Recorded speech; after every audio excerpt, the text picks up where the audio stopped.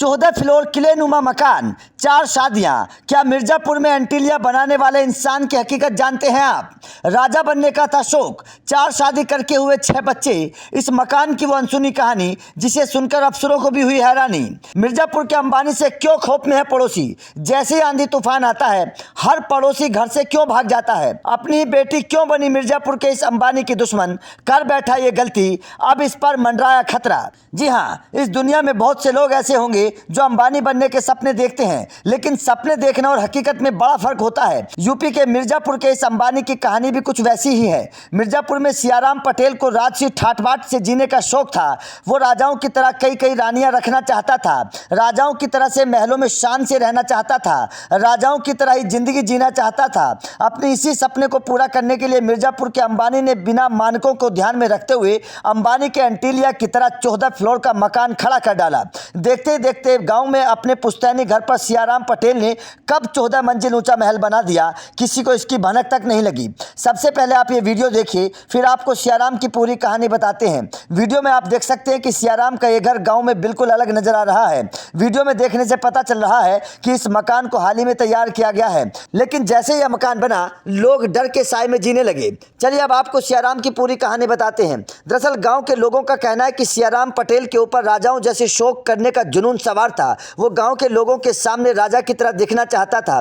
गांव के लोगों का कहना है कि इसी राजसी सनक में सियाराम पटेल ने 4 शादियां की और उन्हीं के लिए 14 मंजिला मकान बनाकर खड़ा कर दिया। सियाराम का गांव में एक पुश्तैनी घर है। इसी पुश्तैनी मकान पर बिना मानकों को फॉलो किए उसने 14 मंजिला इमारत खड़ी कर दी, लेकिन अपनी ही बेटी सियाराम के लिए मुसीबत बन गई। दरअसल सियाराम की तीसरी शादी से हुई बेटी ने एसडीएम से अपने पिता के खर्चे ना देने को लेकर शिकायत की, जिसके बाद उप जिलाधिकारी ने मकान को सील कर दिया। सियाराम पटेल ने कुल 4 शादियां की हैं, जिससे 6 बच्चे हैं। हालांकि गाँव में कोई नहीं रहता और सियाराम भी मिर्जापुर का गाँव छोड़कर सोनभद्र में जाकर बस चुका है और कभी कभार ही गाँव आता है। अब सियाराम ने मकान बनाकर तो तैयार कर दिया, लेकिन इस मकान के बनने के बाद पड़ोसियों की आफत आ गई। आस पड़ोस के लोगों को इस मकान से डर लगने लगा। लोगों का कहना है कि जब भी कभी आंधी तूफान आता है तो पड़ोसी अपने घरों को छोड़कर दूर चले जाते हैं। लोगों को डर है कि बिना मानकों के बना ये मकान कभी भी धराशायी हो सकता है। इतना ही नहीं, खबर है कि इस मकान के पड़ोस में रहने वाले कुछ लोग अपने अपने घर को बेचकर कहीं दूर चले गए हैं। गांव के लोगों का कहना है कि सड़क पर आते जाते राहगीर भी इस ऊंची इमारत को देखते हुए कई बार दुर्घटना का शिकार हो चुके हैं। अब यह मकान चर्चा में आया तो कुछ सवाल भी खड़े हुए। सवाल नंबर 1, इस मकान को बनने में लगभग 1 साल से ज्यादा का समय लगा होगा, तो क्या इतने दिनों तक इस अवैध तरीके से बन रहे मकान की भनक किसी अफसर को नहीं लगी?